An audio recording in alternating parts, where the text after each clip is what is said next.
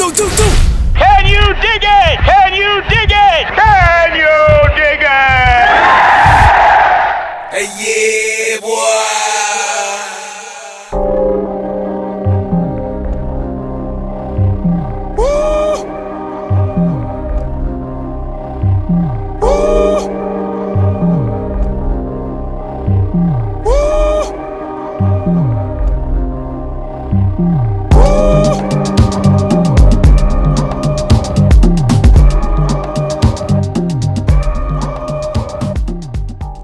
Touch this. What's up? We back at it again. You already know it's power inherent all in the people. You are the people. So in this one, on part 3, we're going to be getting into the title of nobility. We're also going to be showcasing case law, or should I say the dismissal in relation to my court cases that I've won thus far. So we're going to get involved in the paperwork. You can see it firsthand from what I filed and how I've won. Because everybody wants proof instead of just being bold and going and doing it themselves. We'll show you. I would never present false information, misleading information on something that hasn't worked for me. So we'll show you that as well. So we're continuing on in this third part on the title of nobility. So, the Constitution for the United States of America at Article 1, Section 10, Clause 1 prohibits the granting of a title of nobility, meaning that no state shall grant title of nobility. Since the granting of a title of nobility is absolutely prohibited, this court lacks subject matter jurisdiction to enforce a title of nobility and its attendant rules and regulations. The Supreme Court, as far as Utah, has stated that the, quote, ability to drive a motor vehicle on the public highway is not a fundamental right, but a revocable privilege. City of Salina versus Wisden. The distinctive appellation, designation, or the title driver is a title of privilege, a title of noble privilege, a title of nobility. Okay, guys? In the words of Thomas L. Wilmore, city attorney for the city of Tremont in Utah, case number 94-0336, Tremont City Justice Court, quote, a title of nobility is defined as to nominate to an order of persons to whom privileges are granted. Objection to a title of nobility arises from the special privileges that attach to the title, rather than to the title itself. Words and phrases. Volume 8A, page 40. A driver's license is a privilege which is granted by the state, a municipal corporation, unquote. In other words, to obtain a driver's license is to be nominated to an order of persons known as drivers and be granted the special privileges that attach to the title. The United States Constitution at Article 1, Section 10 prohibits the states from granting a title of nobility, i.e., a driver's license, and its attendant rules and regulations. Pursuant to City of Salina versus Wisden, the driver's license and its attendant rules and regulations are by definition a title of nobility. Article 1, Section 10 of the United States Constitution prohibits the states from granting a title of nobility. The court lacks subject matter jurisdiction to enforce upon the defendant title of nobility. What is prohibited to the states is forbidden to the court to enforce. California Motor Company versus Trucking Unlimited, 1972. Therefore, the accused requests the court to make a legal determination as to what is a title of nobility. The following case law will define a title of nobility for the court to use to make its determination. The following quote gives the answer. Quote, nobility, an order of men in several countries, to whom special privileges are granted at the expense of the rest of the people, unquote. Bouvier's Law Dictionary, 1870. And, quote, to confer a title of nobility is to nominate to an order of persons to whom privileges are granted at the expense of the rest of the people. It is not necessarily hereditary, and the objection to it arises more from the privileges supposed to be attached than to the otherwise empty title or order. Horst versus Moses. Corpus Juris 598, Nobility Note 4, 1874. Hey, yeah, boy. Bovier's Law Dictionary. Nobility.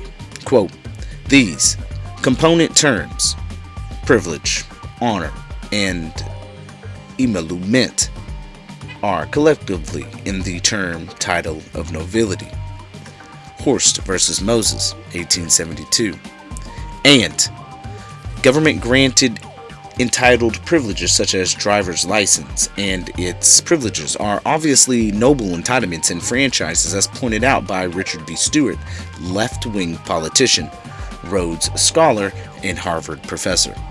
Quote, the third great innovation in American administrative law, which has largely occurred during the past 20 years, extended the procedural controls and principles of judicial review developed in the context of regulatory decision-making to the operations of the welfare state, including programs of government insurance and assistance, government employment decisions, and the administration of government grants and contracts. Under traditional private law principles, these benefits were privileges and not rights, because their withholding did not constitute the commission of a tort or other natural law wrong against a disappointed applicant or terminated recipient. With the growth of the post-World War II welfare state, the distinction between rights and privileges gradually eroded. Statutes conveying these various benefits and advantages were held by courts to create entitlements. Unquote. The Limits of Administrative Law in the Courts, Separation of Powers, Final Report on the 1983 Chief Justice Earl Warren Conference on Advocacy, page 77, Library of Congress, number 83-061923. Now, I want y'all to remember that this is a motion. This is a petition of memorandum in law in support of the abatement that we filed. Now, we're still got to go over the abatement, the initial little document that goes first before this. For this document right here, this long one, is the support of the initial abatement. Okay, so we're going to continue on though. So it says, and the Constitution for the United States of America at Article 1, Section 10, Clause 1 mandates no state shall grant title of nobility. States it right there. None.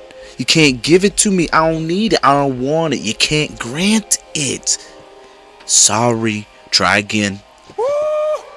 And, quote, the establishment of, the prohibition of, titles of nobility are perhaps greater securities to the liberty and republicanism than any the national constitution contains. Can you dig it? Can you dig it? Can you dig it? Nothing need be said to illustrate the importance of the prohibition of titles of nobility. This may be truly denominated the cornerstone of Republican government. For so long as they are excluded, they can never be serious danger that the government will be any other than that of the people. Unquote. Danger equaling nobility government, that of the police state. The Federalist Papers, 484. Alexander Hamilton. Yes, sir. A title of nobility is privilege of license, and license of privilege. Otherwise, such title of nobility ceases to exist without such privilege of license and license of privilege. A license to drive is a title of nobility, in that it is a special grant privilege to use vehicles upon the public highways and roads. So says the Utah Supreme Court, cited in Salina versus Wisden Supra. The state of Oregon, falsely acting as a king, grants title of nobility when it takes away a natural existing public or private rights, forbidding a natural activity or occupation to all, then turns around and specially grants it back to a few or many, the special privileges to engage in that activity or occupation, and requiring the obtaining of a title of noble privilege, driver's license, license plate, to drive vehicles, and obeying attending nobility rules as applied to the accused is contrary to the Constitution for the United States of America mandate at Article 1, Section 10, Clause 1.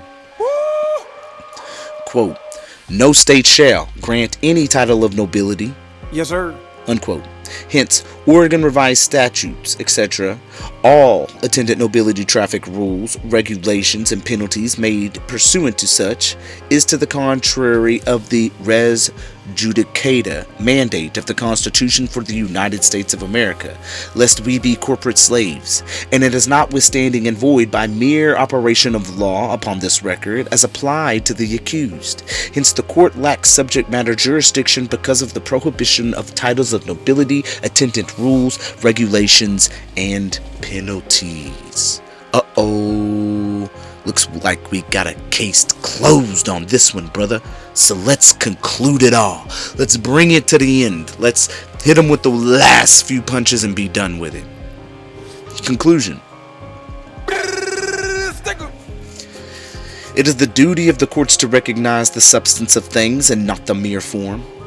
The courts, quote, the courts are not bound by mere form, nor are they to be misled by mere pretenses. They are at liberty indeed. They are under a solemn duty. 100. They are under a solemn duty. I might as well start speaking up to this next court case I got coming up on January 23rd in the Marion County, Oregon, for the Marion County Justice Court with Justin Kidd, which is a justice of peace. We're going to see. He's already failed by not recognizing at the arraignment court by calling, again, which they love to say, the game. They love to say, we're not going to play this game. They don't like it when you don't submit, so they call it a game. But it's not a game. The ancestors that died for me and you, the millions upon millions that died for our freedom, is not a game. 100. And when you say it's a game, you disrespecting those who died for us. And we're not going to allow that. There are good lawyers out there. There are lawyers that stand up and say that they are proud for the people like me and others who stand up to fight against tyranny, to fight against encroaching on our rights, our freedoms, our liberties, for we are creations of the Most High. There's nothing that can control you. You have to get that through. I know I repeat myself over and over, but I can't stop. It's something that you just got to ingrain in you, into yourself. To look at the substance of things, whenever they enter upon the inquiry whether the legislature has transacted the limits of its authority. If, therefore, a statute purported to have been enacted to protect the public safety has no real or substantial relation to those objects or is palpable invasion of rights secured by the fundamental law, it is the duty of the court to so adjudge and hereby give effect to the Constitution, unquote. Mulger versus Kansas. And, quote, it is the duties of the courts to be watchful for the constitutional rights of the citizen and against any stealthy encroachments thereon, unquote. Boyd versus United States in 1889. No higher duty of this court exists than to recognize and stop the stealthy encroachments which have been made upon the citizen's right to travel and use the roads to transport his property in the ordinary course of life and business. Hadfield. Further, the court must recognize that the right to travel is part of the liberty of which a citizen cannot be deprived without specific cause and without the due process of law guaranteed in the Fifth Amendment. Yes, sir. Kent. The history of this invasion of the citizen's right to use the public highways shows clearly that the legislature simply found a heretofore untapped source of revenue, became greedy, and attempted to enforce a statute in an unconstitutional manner upon those free and natural men and women, or woman, who had a right to travel upon the highways. This was not attempted in an outright action, but in a slow, meticulous, calculated encroachment upon the citizen's right to travel. And you want to know why it had to be slow? Because those people back then wasn't going to put up with it. They knew that if the government came and encroached upon them, that they would fight armed and ready to go against them by any means necessary to secure the freedoms of not only themselves but their seed, their further generations. See, back then, the government wasn't as big as it was now. There wasn't as much of a Hegelian dialectic, right? The problem, those who create the problem, then give the reaction or create the reaction and then already have a solution to give forth unto you, which is what the government does all the time. Yes, sir. You got to understand that they give certain, what is it called? What do they say? Never let a good tragedy go to waste. They create the tragedy. They already know the reaction due to the tragedy. And then they already have the solution to the tragedy that they've created in the first place. Thus, it takes a while to encroach and get to where they want to get, which is total domination and control. But I know that my forefathers, I know that my ancestors weren't allowing it. They weren't putting up with it. They were fighting. And though we do not have to kill for our rights to this day, we can stand up and speak freely and fight against tyranny. All you have to do is stand on your rights. All you have to do is sue.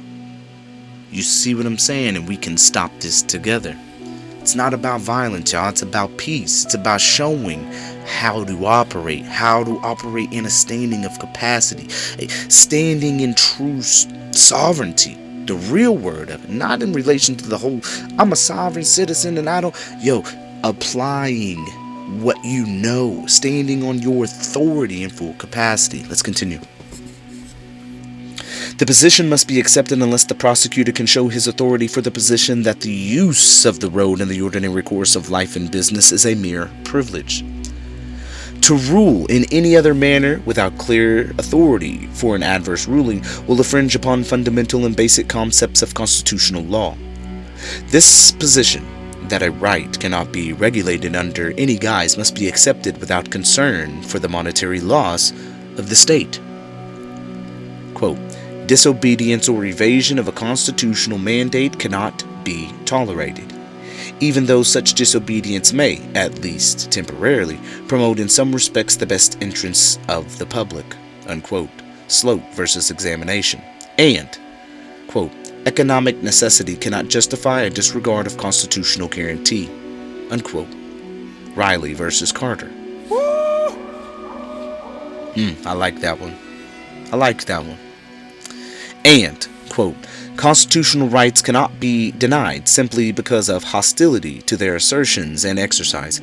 Vindication of conceded constitutional rights cannot be made dependent upon any theory that it is less expensive to deny them than to afford them. Unquote. Watson versus Memphis. Can you dig it? Can you dig it? Can you dig it? Therefore, the court's decision in the instant case must be made without the issues of cost to the state being taken into consideration, as that issue is irrelevant.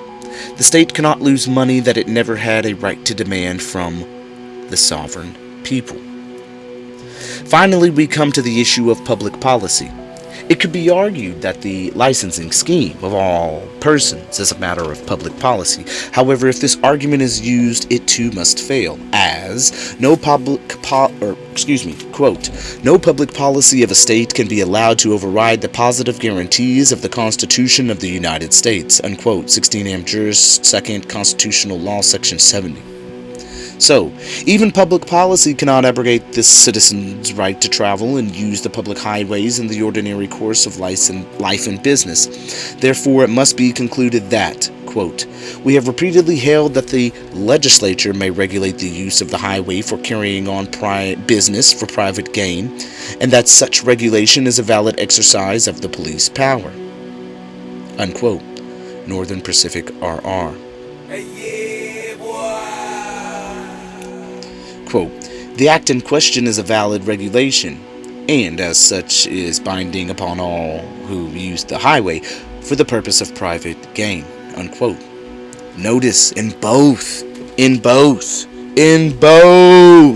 quotations, in both quotes, it says private gain. This is not about free will travel. I mean, I shouldn't even have to argue the fact that no man can regulate another man in relation to the way in which he wants to travel. Nobody's going out and telling a man he needs to get a license to ride his horse on the side of the highways. Nobody's stating that you must have to give up your right to ride a bicycle on the roads. It's ridiculous, y'all. Any other construction of this statute would render it unconstitutional as applied to this citizen or any citizen. The accused therefore moves this court to abate this action, or in the alternative to dismiss the charge against him without prejudice. Pursuant to Federal Rule of Evidence 301 and attending state rules, the burden now rests with the plaintiff to bring forward evidence in rebuttal of the facts stated herein by the defendant with law and great specificity, not merely verbiage, and personal convictions and beliefs or the agency's biased legal counsel. Defendant believes that he has made a compelling case in support of his petition for abatement with sound law and legal theory, and requests that if the court rules adverse to that legal theory, that the judge submit a written opinion and conclusion of law, definition, errors in the defendant's legal reasoning and theory, so that a clear and defined legal obligation of the defendant to comply with existing state statutes relative to his constitutional right to travel is understood and established as a matter of law for the accused and the public at large. Okay. Alright, so we got done with that one, y'all. We got done with that one. Okay then. So again, now, like I said earlier, we're getting into the first part of the notice and demand for abatement, okay? And this is the first one that you actually filed. We went through the second part, the actual support of this notice and demand for abatement, which is, and then again, that memorandum of law and support is what we just read through. So let's read through this. And again, this is what you're filing with the courts when you get your tickets if they don't want to respect your right to travel on the roads. Now comes the accused, Cameron Wilson, by his own authority, appearing specially and not generally or voluntarily, so as not to confuse the court, and challenges the jurisdiction of this court. But being under the threat of arrest if he failed to appear, at no time does the accused submit to the jurisdiction and venue of the above entitled court, and at no time waiving any rights whatsoever, knowingly or unknowingly. So when I go into the courtrooms and I first speak to the judge, I read this right off the bat. First thing that I state. I've already filed this, so they know it, but I state it for the court record, okay? First thing I say, so they know right off the bat. I'm not here because I want to be. I'm here because y'all are threatening me with arrest if I fail to appear.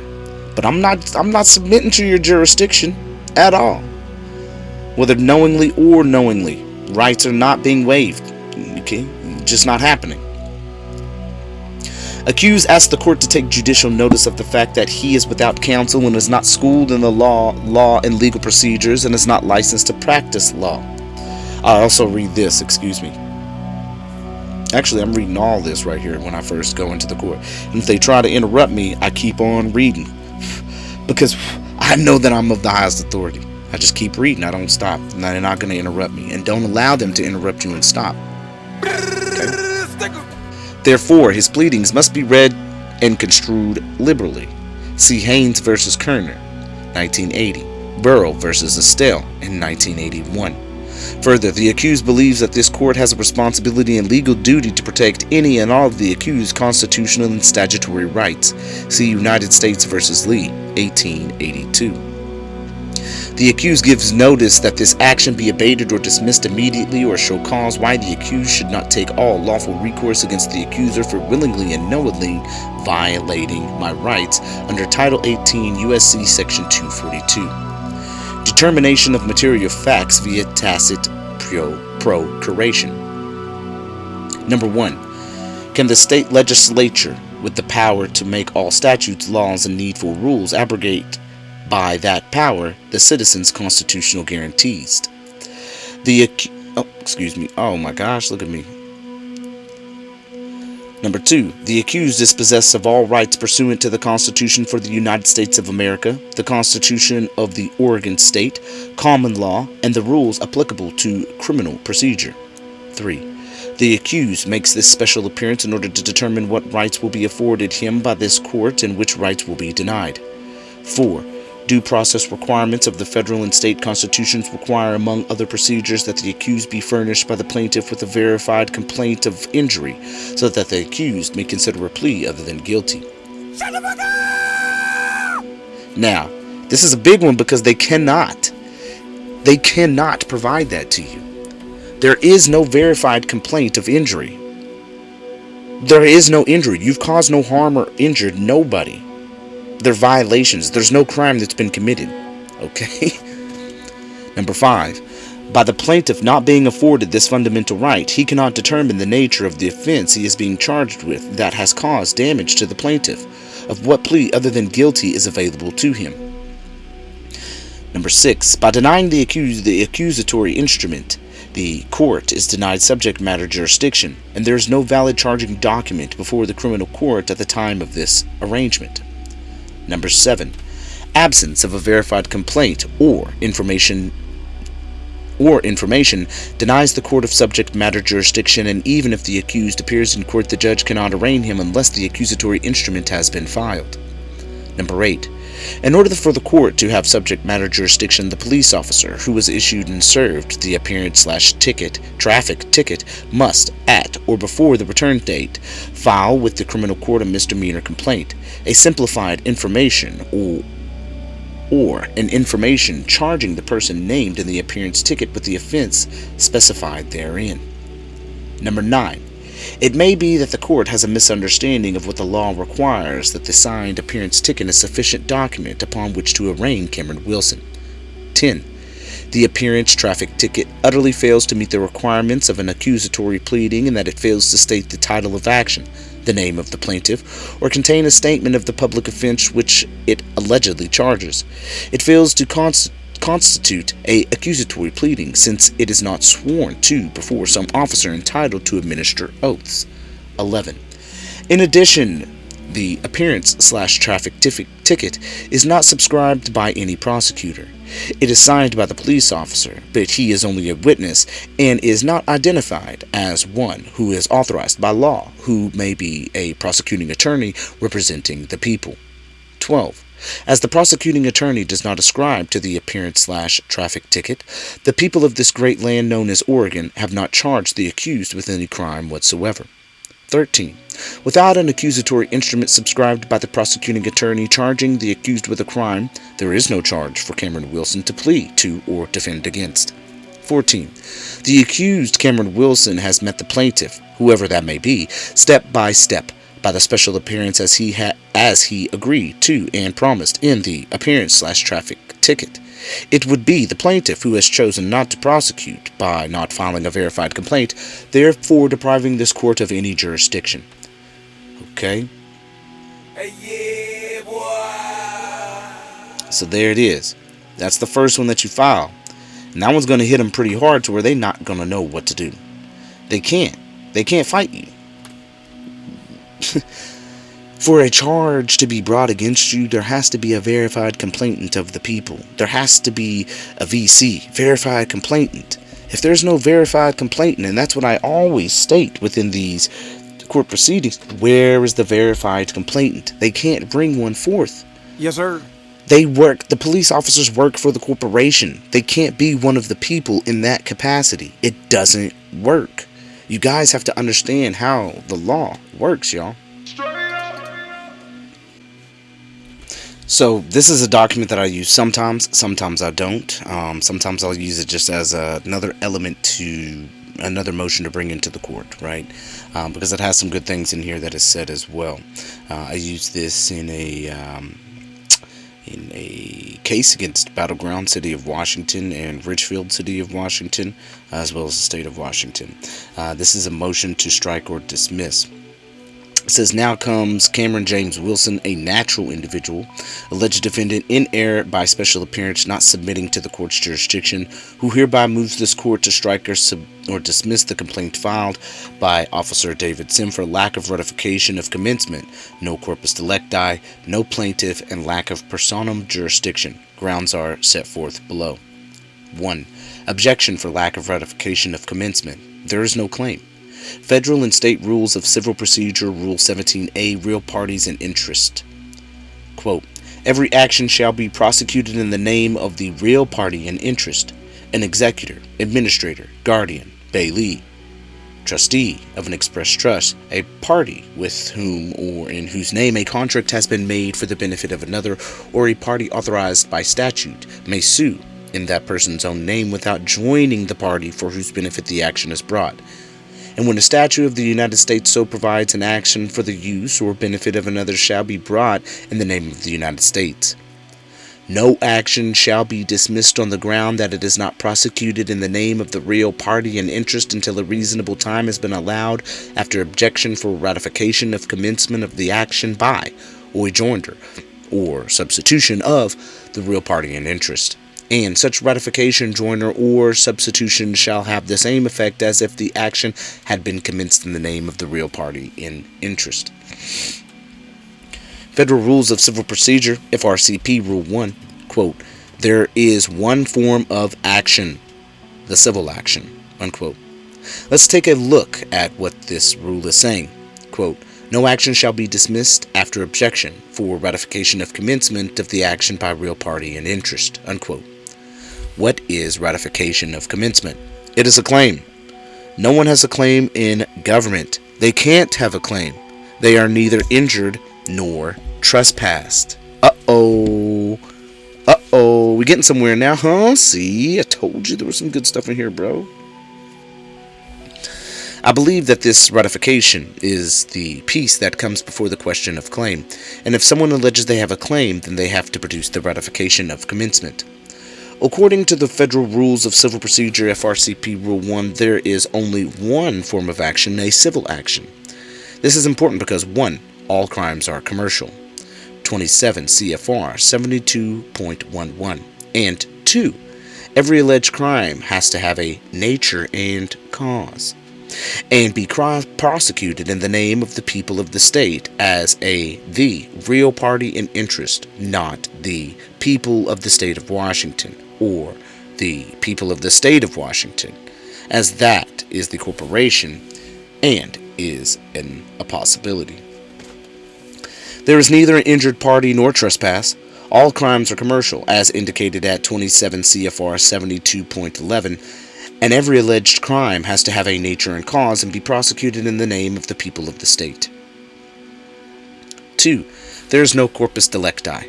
Crime is a breach of laws or governing authority. While this alleged offense or violation was a violation of the law, it was not a crime. As my limited comprehension permits, these matters are criminal. Notwithstanding, proof of the corpus delicti is required in all criminal matters. Quote, proof of the corpus delicti is required in all criminal matters. Verbatim. There are 3 basic elements in the proof of a crime. 1. The occurrence of loss or injury. 2. Criminal causation of that loss or injury. And 3. The identity of the defendant as the perpetrator of this crime. However, it is firmly established in this state that the term corpus delicti embraces only the first 2 of these elements, loss or injury, and criminal causation. Unquote. State versus Hill. Quote, it is true that the above are all cases of felony homicide, but the doctrine of corpus delicti is in no wise peculiar to such cases. It is equally applicable to all criminal cases. Unquote. State versus Gelzer. 3. There is no plaintiff. This is an adversarial proceeding, and as it is to the alleged defendant's limited comprehension, adversarial proceedings require real adversaries. Quote, properly understood, the general principles is sound, for courts only adjudicate justiciable controversies. Courts must look behind names that symbolize the parties to determine whether a justiciable case or controversy is present. Unquote. United States versus Interstate Commerce Commission, 1949. 4. Lack of evidence alleged defendant was operating a vessel in commerce. It has not been established that the alleged defendant is subject to this private law by way of explicit or implied contract. Alleged defendant's acceptance of alleged citation was under duress for fear of arrest and was not meant to be a contract with the state. Quote, no state government entity has the power to allow or deny on the highways, byways, nor waterways transporting his vehicles and personal property for either recreation or business, but by being subject only to local regulation, i.e. safety, caution, traffic lights, speed limits, etc. Travel is not a privilege requiring licensing, vehicle registration, or forced insurances. Unquote. Chicago Coach Company versus City of Chicago. And y'all already know this one. Quote, the court makes it clear that a license relates to qualifications to engage in profession, business, trade, or calling. Thus, when merely traveling without compensation or profit outside of business enterprise or adventure with the corporate state, no license is required of the natural individual traveling for personal business, pleasure, or transportation. Unquote. Wingfield versus Fielder, 1972. Now, this one we haven't read in the other one, but this one's a really good one as well because, I mean, look at it. It's in 1972. It says no license is required of the natural individual traveling for personal business, pleasure, and transportation. Like, what don't you get about that? Like, I'm, like, lost. Like, if what's going on is that if these courts don't rebut what you're stating, and they continue to convict you anyways, that is treason, guys. That is treason. It is a clear violation under Title 18, Section 242 of USC. Like, pursue it. Get them off the bench. If they are not going to respect the Constitution and those who died because they're so worried about generating revenue and giving a facade to everybody that is out there, it's ridiculous. Why not stand up? Why is that so hard? Why not say, you know what, I appreciate you standing up and fighting tyranny. I've been waiting for someone like you to come across here so that I can think. Because this is all I've ever wanted to see is someone who has intelligence and wisdom of the rights that they have, citing case law to come into my court and challenge the jurisdiction and having all authority. I mean, hello? Quote, traffic infractions are not a crime, unquote. People versus battle. That's very simple and to the point. Quote, for a crime to exist, there must be an injured party. There can be no sanction or penalty imposed on one because of this exercise of constitutional rights. Unquote. Scheer versus Cullen. Quote, under our system of government, upon the individuality and intelligence of the citizen, the state does not claim to control him or her except as his or her conduct to others, leaving him or her the sole judge as to all that affects him or himself. Mulger versus Kansas. Now that right there is a big one too, but again, it all comes down to what do you know and what do you not. This is a free world. You have all will to choose, to know, to understand, to imply, to comprehend, not to stand under or to understand, but to stand over and overstand. 5. Lack of evidence. Alleged defendant was violating the private statute. Alleged defendant was not traveling erratically, not engaged in any taxable activity, and is not in contract, treaty, or agreement with the state of Washington or Oregon or whatever state, as herein evidenced by attached. And I think these are some revised codes of Washington that I applied to this motion here. So it says 1. No person shall drive a vehicle on the highway at a speed greater than is reasonable and prudent under the conditions and having a regard to the actual and potential hazards then existing. In every event, speed shall be so controlled as may be necessary to avoid colliding with any person, vehicle, or other conveyance on entering the highway in compliance with legal requirements and the duty of all persons to use due care. Now, I agree with that. We should be careful of other people because we don't know their age. We don't know their level of experience in driving. And being a victim of... I don't even want to say a victim. Being a person who was involved in a significant car accident, I can agree with this because I'm an amputee because of a car accident. Like, I lost my leg because of a car accident. So I think that being cautious on the roads is something we do need to do. I think it's you know, I keep at least 2 to 3 car lengths distance from the person that is in front of me. I don't care if we're in bumper to bumper traffic. I get honked at and screamed at and flipped off all the time because I'm not riding someone's ass. But I would rather be safe, man. Like, I would rather be safe. And that's just going through personal experiences. Then it says exceeding the speed limit evidence with reckless driving. Of course, you know that's crazy. I don't do that either.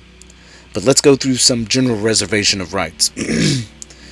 Please be advised that my use of the phrase all rights reserved without prejudice below my signature on this document means that I explicitly reject any and all benefits of the Uniform Commercial Code, absent a valid commercial agreement which is in force and to which I am party, and cite its provisions herein only to serve notice upon all agencies of government, whether international, national, state, or local, that they, and not I, are subject to and bound by all provision, whether cited herein or not. 2. My explicit reservation of rights has served upon notice upon all agencies of government of the remedy which they must provide for me under Article 1, Section 308, previously 1207 of the Uniform Commercial Code, whereby I have explicitly reserved my common law right not to be compelled to perform under any contract or commercial agreement that I have not entered into knowingly, voluntarily, and intentionally. 3. That my explicit reservation of rights has served notice upon all agencies of government that they are all limited to proceeding against me in harmony with the common law, and that I do not and will not accept the liability associated with the compelled benefit of any unrevealed commercial agreements. And 4. My valid reservation of rights has preserved all my rights and prevented the loss of any such rights by application of the concepts of waiver or estoppel. Conclusion. It is reasonable to assume that these judicial decisions are straight and to the point, that there is no lawful method for the government to put restrictions or limitations on rights belonging to the people. There is no question that a ticket or violation issued by a police officer for no driver's license, current vehicle registration, or mandatory insurance, and etc., which carries a fine or jail time, is a penalty, and is indeed converting a right into a crime. A corporate entity, whether it be city, state, or U.S. government, cannot testify as an injured party, thus cannot be cross-examined. As an individual, one can speak for a corporation, but cannot be an injured party. If the alleged defendant is to be subject to the alleged criminal acts, it is concluded that no act was in fact broken, because there is no ratification of commencement, no plaintiff, the court's lack of personam jurisdiction, and no corpus delicti, thus no justiciable controversy or cause of action before the court. Alleged defendant asks the court to strike or dismiss the complaints filed. Okay, and when you sign things you want to do in sui juris capacity, all rights reserved. Okay, you can put beneficiary 1-308. You can do all kinds of things, but all rights reserved. The reason for that is because if they still want to find you guilty and they want to attach it to the collections aspect to it, they're going to have to go after the straw man. Okay? Because the living man is not the same as the straw man or the trust. Alright? So let's get on to some of this proof y'all wanting to see in relation to the dismissal in which I presented to the police officer of Hood River. Let's get to it. So, we're taking a look right here. This is the motion that I filed. You'll see the last four is 1739. Again, just kind of zooming in here so y'all get a better understanding and that we really did file these, man. And then you'll notice here the tickets in the background, the infraction. You'll see the same motion to strike or dismiss. Here's the filing of those same ones. You'll notice there case number, no valid operator's license, 9/1/22. And then here is the dismissal on the same day, 9/1/22. Please let the court know how you would like to proceed with the other infractions. Waiver to the right of attorney, because I'm pro se, baby. It'll even, look, defendant, it says comprehend on my signature, because I said comprehend and I do not understand or stand under. You see the pretrial, the court ruling regarding, you see pro se there. So what you'll notice, last four, 1739 in the municipal court order, plaintiff dismissed without prejudice on the motion of the plaintiff, City of Ridgefield, right? You can see it right here. Again, last four, 1739, no valid operator's license without without identification. Then it says when?